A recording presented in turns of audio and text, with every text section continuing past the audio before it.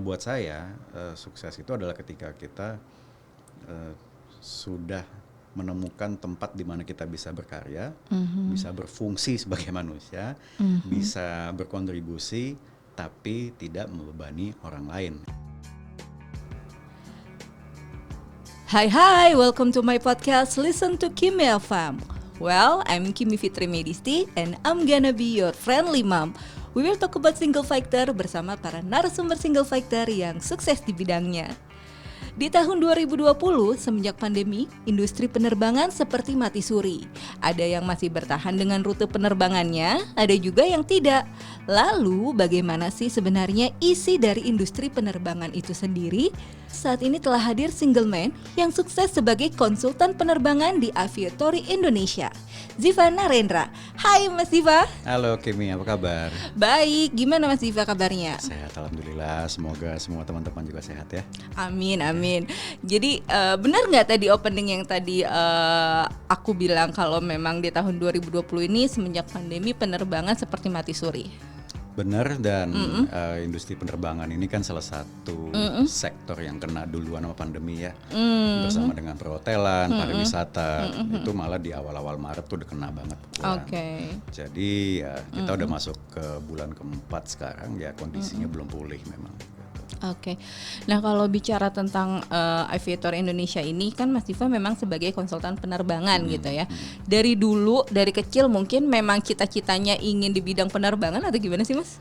Kalau cita-cita dari kecil emang pengen penerbangan ya. Dari gitu. kecil hobinya main-main pesawat, bikin pesawat kertas, atau kalau misalnya dibeliin kado ya maunya pesawat gitu. Tapi kalau sudah menjadi karir sih sebetulnya awalnya saya sempat di penerbangan sebagai penerbang. Pilot. Sebagai pilot.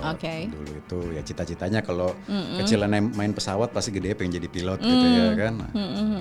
Malah kalau misalnya orang dulu pengen jadi polisi, ada pemadam kebakaran, ya saya ke pilot dan ya alhamdulillah sempat tercapai cita-cita itu dan saya jalanin karir terbang itu kurang lebih 5-6 tahun sebelum akhirnya saya beralih ke bisnis gitu. Berarti kalau bisa dibilang dari kecil sampai sekarang tercapai cita-citanya? Hampir nggak tercapai karena waktu itu sebetulnya jujur aja pilot tuh kan identik dengan kepintaran ya. Loh, kenapa hampir nggak tercapainya? Maksudnya ada batu kerikil apa waktu itu? Batu kerikil yang saya bikin sendiri itu saya dulu malas waktu sekolah. Jadi ya, nilai-nilai saya di sekolahan terutama matematika sama ilmu IPA, fisika gitu-gitu tuh jeblok banget. Jadi madesula dulu orang tua sampai guru bilang kamu mau jadi pilot mimpi aja deh gitu. Mendingan kamu coba jadi graphic design kan kamu hobi gambar gitu. Jadi cita-cita itu sempat hampir pupus. Berarti mulai masuk ke sekolah pilot itu pada saat selesai SMA atau memang dari mulai beranjak SMA sudah mempelajari sekolah pilot gitu? Gimana sih maksud saya? Mungkin kan masih awam nih ya pendengar kita. Yang kita tahu menjadi pilot itu let's say sudah umur berapa juga bisa nih sekolah pilot. Kayak teman saya sudah lulus kuliah tapi dia ngambil sekolah pilot lagi gitu. Baru ngambil sekolah pilot. Nah, kalau boleh tahu sebenarnya sekolah pilot itu idealnya dimulai dari umur berapa dan seperti apa sih gitu di dalamnya untuk menjadi seorang murid di dalam sekolah pilot itu sendiri? Kembali ke target dan orientasinya si individu ini ya. Kan ada orang yang mau jadi pilot tapi nggak mau kerja jadi pilot. Ada yang mau jadi pilot hanya untuk bisa terbang atau hobi. Nah, jadi usia berapa sebetulnya tidak ada batasan usia untuk bisa mulai mengenal yang namanya terbang di pesawat. Bahkan balita pun bisa sebetulnya. Orang tua pun yang sudah manula bisa. Tidak pernah ada kata terlalu cepat atau terlalu lambat. Tapi kalau misalnya orientasinya adalah menuju ke karir di penerbangan sebagai pilot, idealnya itu di usia 16-17 itu sudah mulai mengambil pendidikan yang diawali dengan namanya tahapan itu private pilot license. Nah dari situ ada jenjang-jenjangnya sampai nanti si pilot ini jadi punya lisensi komersial gitu. Kalau bisik-bisik kan memang banyak yang bilang sekolah pilot tuh mahal banget ya Mas ya. Memang di Indonesia atau memang di luar negeri itu standar untuk sekolah pilot itu semahal itu ya Mas? Bisa dibilang cukup tinggi ya, Cukup apalagi tinggi. kalau dibandingkan misalnya dengan kuliah umum gitu, dan apalagi dengan durasi yang relatif pendek. Sebelah sekolah pilot itu kan kalau programnya berjalan lancar setahun aja udah bisa selesai. Nah untuk pendidikan setahun biaya yang dikeluarkan itu bisa dibilang cukup tinggi. Cukup tingginya itu di angka berapa sih? Siapa tahu ada yang sekarang pengen menjadi pilot juga, persiapan dananya. Ya dalam kondisi normal ya, sebelum pandemi ini semua ya, sebelum ada penyesuaian itu antara 800 juta sampai 1,2 miliar. Oh ya? Ya. Wow. Standar sih standar ya. Kalau misalnya kita contoh di Amerika sekarang itu sekitar 72.000 US dollar. Tapi itu sudah rata-rata sudah termasuk dengan akomodasi, dengan tiket pesawat, di luar biaya hidup kayak makan dan lain-lain gitu ya. Tapi range-nya segitu. Kenapa? Karena kan fasilitas yang digunakan bukan hanya kelas, tapi ya pesawat itu sendiri. Iya. Ada biaya operasinya. Oke. Dan kenapa ini investasi yang sangat tinggi? Karena nantinya pada saat orang ini berkarir, return of investment atau balik modalnya itu juga berupa gaji yang lumayan gitu. Harapannya, walaupun realitanya ya nggak gampang juga kerja jadi pilot gitu. Ya kan? Oke, berarti Mas Divo memulai semuanya pada saat usia berapa waktu itu?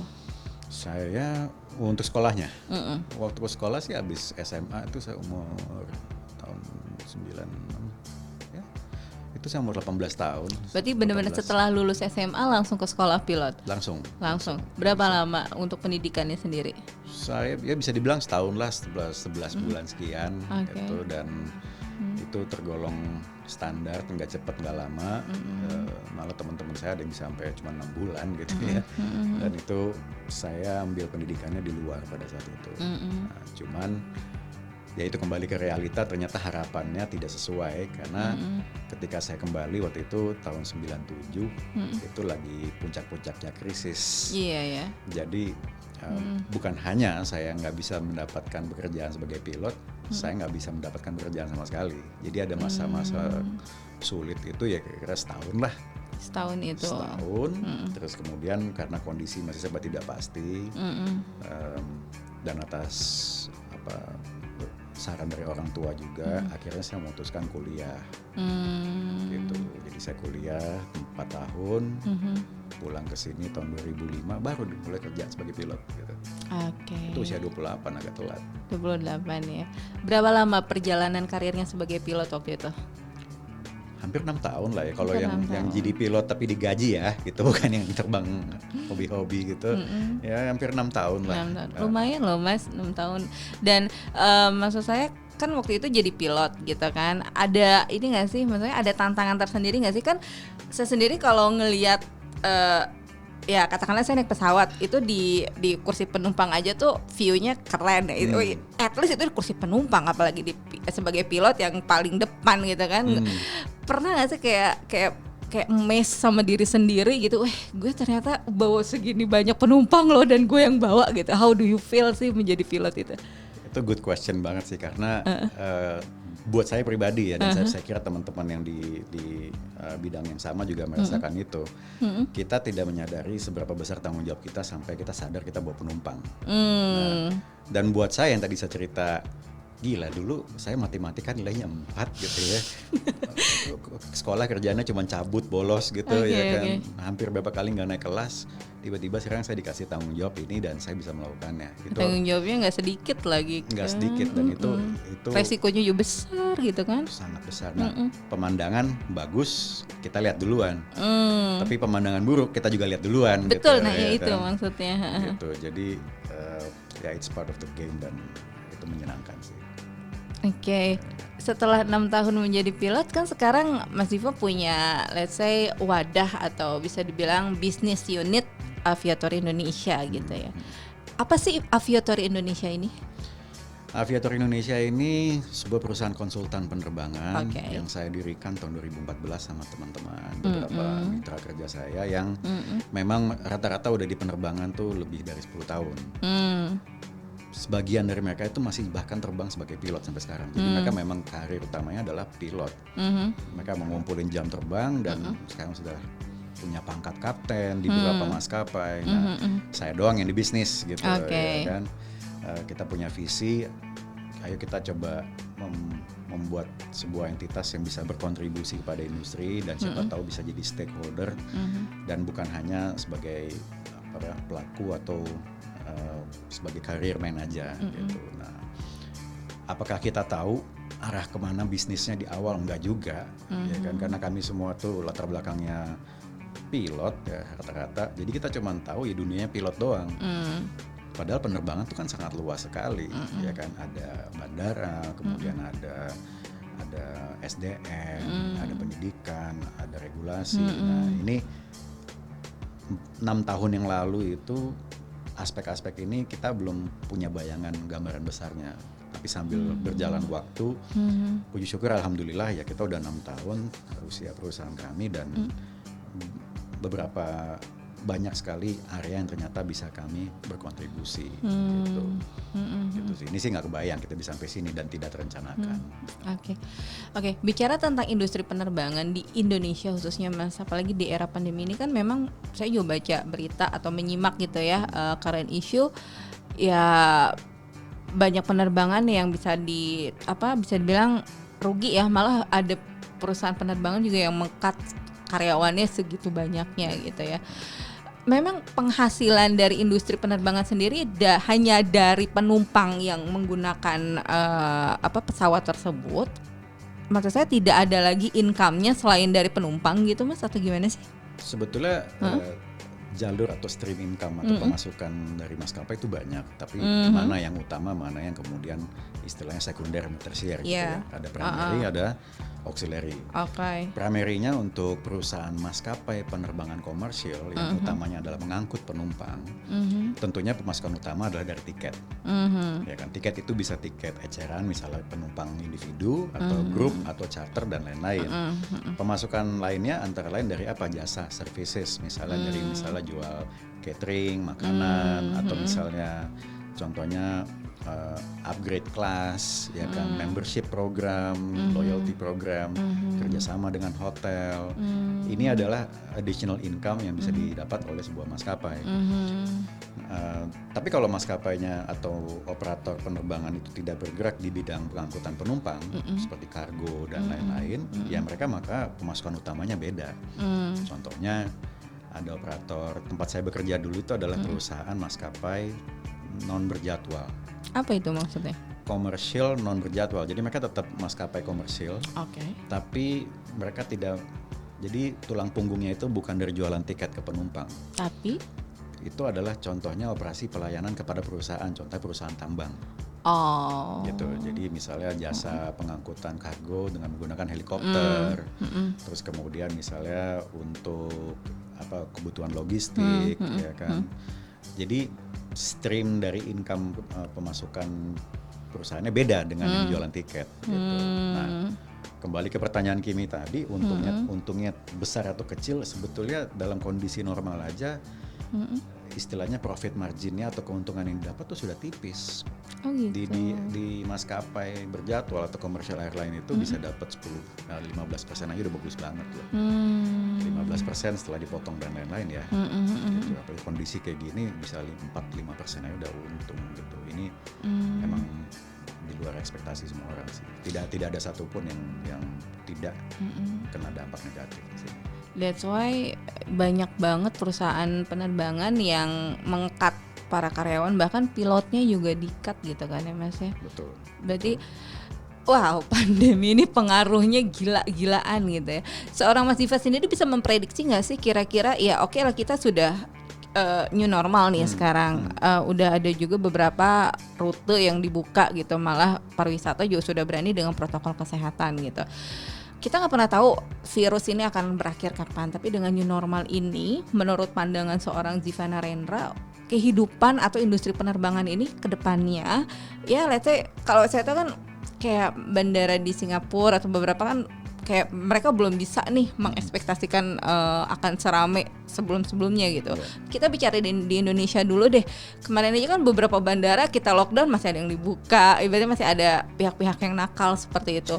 Nah dengan kondisi seperti itu akan sehat nggak sih ke depannya gitu loh di dalam industri penerbangan ya khususnya gitu. Kalau saya bilang akankah bisa sehat lagi, pasti bisa. Tapi dengan ya industri itu punya new normalnya sendiri juga. Dalam arti penyesuaian ke target, penyesuaian ke skala, dan lain-lain. Sama seperti kita orang gitu, kita ada istilah new normalnya ya kan. Tapi prediksi saya sih akan membutuhkan waktu paling cepat 2 tahun. Paling cepat 2 tahun. Paling cepat 2 tahun sebelum dia bisa recover menjadi situasi yang new normal. New normalnya dalam arti gini. Pastinya dengan perampingan organisasi dan mungkin armada yang nggak sebanyak dulu lagi, dan mungkin rute yang nggak sebanyak itu lagi, dan keuntungan yang tidak sebesar dulu lagi.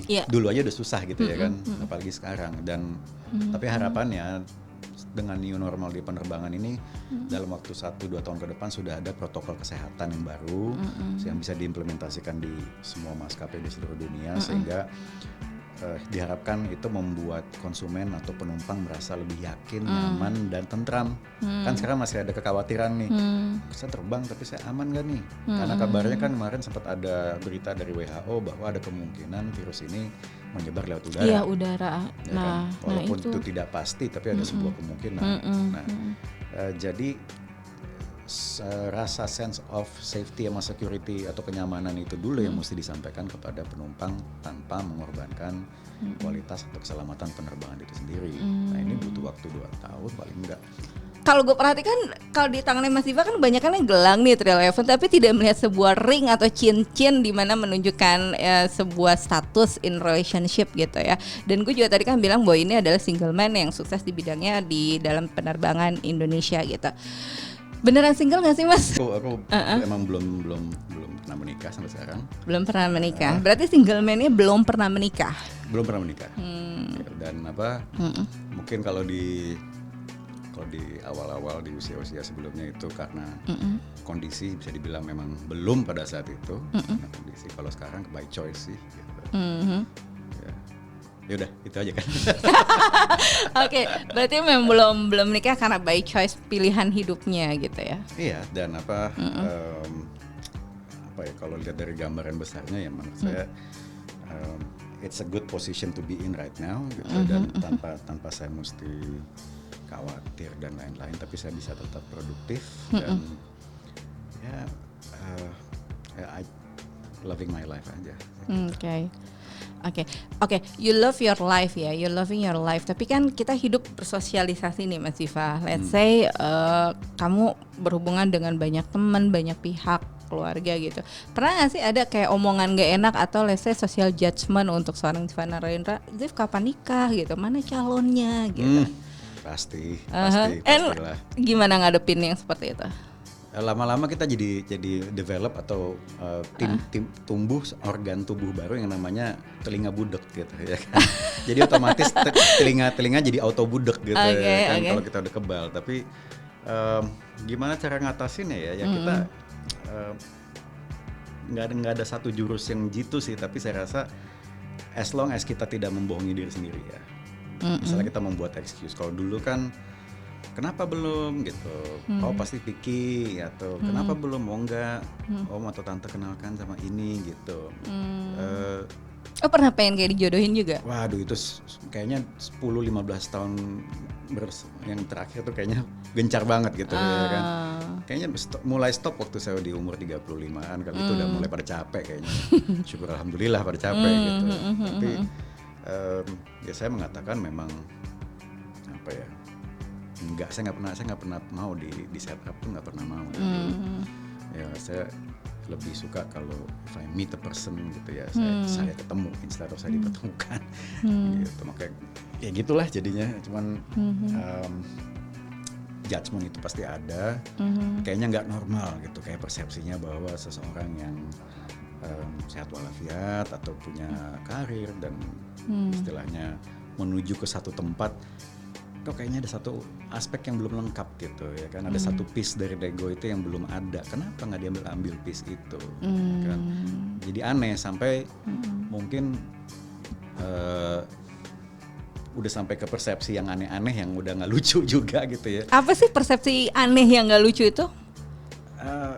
Apa ya mungkin yang paling aneh, mikirnya udah ke orientasi orientasi seksual. Oh. Sorry ya, nggak tahu bisa ngomong kayak gitu apa nggak? Nggak apa-apa, gitu. nggak apa-apa, nggak apa-apa. Ya, Jadi memang kembali lagi kan orang ngejudge kita tanpa tahu diri kita gitu kan. Tapi sebenarnya being single, maksud saya Mas Diva sendiri terakhir berhubungan sama punya relationship gitu ya. Itu tahun berapa sih by the way? tahun ini. Oh baru. Ya berarti sebenarnya gak single-single banget kan? Ya. I think definisi dari relationship itu sendiri juga sudah berbeda ya. Maksudnya kita kan menjalankan sebuah hubungan itu objektifnya beda-beda. Gitu ya. Call it what we want gitu. Kita mau nyebutnya relationship, kita mau nyebutnya marriage, kita mau nyebutnya matrimony, partnership atau apa. Tapi yang penting kan ya, kalau buat saya paling tidak ya itu memang memenuhi kebutuhan atau memenuhi kehidupan kita pada saat itu. Oke. Kita memenuhi kehidupan orang, kita melengkapi, kita saling mengisi dan kita tidak saling membebani. Selain itu apalagi sih kuncian biar orang tuh sampai capek sendiri gitu loh, nggak ngejudge gue lagi sebagai orang yang memang belum nikah gitu. Be honest and be true to yourself aja. Gitu. Ya, kayaknya seiring dengan usia ya, dengan kita tumbuh dewasa gitu ya, secara bukan hanya fisik tapi jiwa dan mental kita gitu. Kita jadi develop sebuah kemampuan atau sebuah apa ya istilahnya, sebuah petunjuk untuk kita jujur sama diri sendiri dan bangga sama diri kita sendiri dan mencintai diri kita sendiri. Karena tadi Kimi pakai istilah sukses gitu ya. Oh sukses tuh apa sih ya kan? Kalau seorang Ziva sendiri gimana ngelihat atau definisi suksesnya seperti apa? Buat saya sukses general ya, bukan hanya berlaku buat diri saya. Itu adalah ketika seorang merasa content dan happy. Content itu kan adalah sebuah ketentraman ya. Happy itu adalah kebahagiaan. Adalah dua hal yang berbeda. Orang bisa aja tidak memiliki karir atau harta yang segunung-gunung mungkin, tapi dia sudah bisa provide untuk keluarganya misalnya. Maka itu adalah kesuksesan buat dia. Seorang yang mendalami ilmu spiritualisme gitu, atau agama misalnya. Ketika dia sudah bisa melayani banyak orang, walaupun dia mungkin bukan orang kaya raya, menurut saya dia udah sukses. Kalau buat saya sukses itu adalah ketika kita sudah menemukan tempat di mana kita bisa berkarya, bisa berfungsi sebagai manusia, bisa berkontribusi, tapi tidak membebani orang lain. Itu menurut saya sukses. Jadi doing what we do the best gitu ya, tanpa bikin orang lain jadi ngerasa dirugikan. Menurut saya sih sukses itu. Well not. Tuh gitu. Jadi bisa bilang kesuksesan itu tidak dilihat atau dinilai dari segi materi aja sebetulnya. Gitu gak sih? Betul, sangat betul. Pernah ngalamin patah hati terhebat gak sih di dalam seorang Ziva Narendra sampai akhirnya ntar dulu deh gue nikahnya gitu? Atau mungkin ada ya kembali lagi piki-piki tipe gue tuh sebenarnya ini, tapi ketika ada yang baru, oh ini kayak ini, atau memang gimana gitu lah. Ya pernah, kita semua pernah patah hati ya. Skalanya 1 sampai 10 yang paling hebat gitu ya. Mungkin sampai skala aku 30 itu juga pernah gitu ya kan. Tapi itu bukan sesuatu yang kemudian discourage atau membuat aku enggan untuk menjalani hidup berkeluarga. Enggak, sama sekali enggak, karena itu adalah pengalaman hidup. Itu yang membuat kita jadi lebih dewasa ya kan, memperkaya pengalaman kita. Cuman pernah pastilah. Apa sih tips atau mungkin input untuk our listeners yang even lu belum nikah, lu belum punya istri, tapi lu tetap bisa love yourself, tetap menjaga penampilan lu supaya orang nggak bilang punya istri biar yang ngurusin gitu. Iya, itu kan sebuah frase atau istilah yang sering kita dengar gitu ya. Udah lu kan enak ada yang ngurusin gitu kan. Tapi kembali lagi ke tadi saya bilang istilah relationship tadi itu adalah dua individu yang saling melengkapi, tidak membebani. Saya nggak pernah setuju dengan sebuah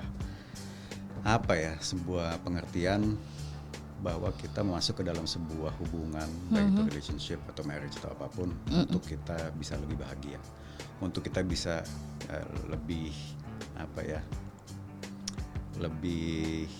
ada yang ngurusin istilahnya kayak gitu ya. Saya nggak pernah setuju karena kita mesti bisa ngurusin diri kita sendiri dulu. Oke. Ya.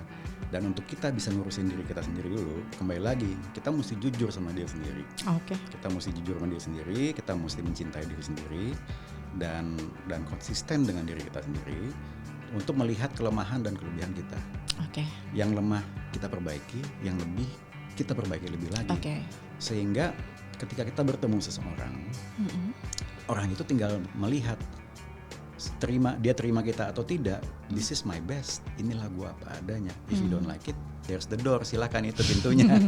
Kayak gitu ya kan. Jadi saran saya untuk teman-teman adalah nomor 1, jangan gubris omongan di luar. Ya. Kita bisa take care of diri kita sendiri. Dan kedua, temukan apa yang jadi passion dan purpose ya, dan tujuan dari hidup kita gitu. Karena sebelum kita berpasangan, sebelum kita punya keturunan dan lain-lain, tanggung jawab kita pertama adalah ke diri kita sendiri. Nah, we have to have passion and purpose dalam hidup ini. Kalau 2 hal ini sudah ditemukan, jalanin aja itu terus, everything else akan mengikuti kok. Oke. Itu sih. Terakhir deh Mas Ziva untuk our listeners sekali lagi yang lagi dengerin, mungkin dia lagi benar-benar posisi lagi down sekarang, benar-benar single fighter. Tadi kan definisi sukses yang tadi Mas Ziva sampaikan, gimana kita bisa let's say gampangnya ngehidupin keluarga aja, even kita belum nikah aja sebenarnya udah sukses nih, nafkahin keluarga, orang tua gitu, atau adik atau kakak. Apa sih yang harus dilakukan sekali lagi di dalam menghadapi kehidupan yang kita tidak sendiri? Hidup sosial kan gak hanya 1-2 orang ya, tapi banyak, supaya kita tetap survive dengan posisi kita sebagai single fighter, tapi kita juga tetap bisa sukses dan bahagia. Karena bisa jadi sekarang tersendat nih karirnya hanya karena omongan orang, udah lo kalau nggak nikah gini deh gitu. Atau ada juga omongan, lo nikah deh, siapa tahu rezeki lo lebih bagus setelah nikah. Kan ada juga tuh istilah-istilah kayak gitu. What do you think? Dan apa pesan terakhir atau input terakhir for our listeners? Saya selalu mengagumi individu-individu yang bisa menjalani hidup tetap berfungsi, tetap berkarya, tetap bisa optimal bergerak ya sambil memiliki tanggungan. Memang gampang ini saya ngomong dari sudut pandang seorang pria yang single, ya. Tapi kita semua punya beban dan tanggungan yang berbeda-beda. Kita punya ritme yang berbeda-beda. Yeah. Jadi saran saya nomor 1 adalah dengarkan tapi jangan digubris opini orang. Karena ketika orang beropini, biasanya itu adalah kompensasi dari kekurangan atau kecacatan yang mereka miliki di hidup mereka sendiri. Tapi mereka mencoba asertifkan itu ke kita. Ya. Bukan negative thinking, tapi itu jangan terlalu diindahkan, didengerin aja nggak apa-apa, tapi jangan sampai itu terlalu mengganggu kita. Ya kan? Nomor 2, orang-orang yang berkomentar ini kan tidak nggak punya korelasi langsung atau punya hubungan langsung dengan kita. Makan nggak dari kita gitu ya, kebanyakan makan nggak dari kita. Ya kan, kita mau ngapain pun mereka nggak kepengaruh gitu. Ya kan, jadi why kita mesti pusingkan kehidupan kita untuk orang yang sama sekali impactnya nggak langsung berhubungan sama kita gitu. Dan yang ketiga adalah yaitu temukanlah kecintaan terhadap diri sendiri, ya kan, temukanlah tadi passion dan juga mindfulness tadi terhadap diri kita sendiri ya, gitu. Karena kalau kita udah bisa menemukan itu, saya yakin teman-teman pendengar dan kawan-kawan yang juga menjalani tantangan ini sendiri ya, pasti akan bisa lebih kuat lagi gitu. Dan fokus aja sih ya, just be true to yourself, be honest to yourself and love yourself. Udah. Terima kasih buat kamu yang sudah nyimak Listen to Kim FM with Ziva Narendra. Simak episode terbaru Listen to Kim FM bersama narasumber single fighter inspiratif lainnya di setiap minggu ke-1 dan minggu ke-3 setiap bulan. So stay tune, Listen to Kim FM. Bye.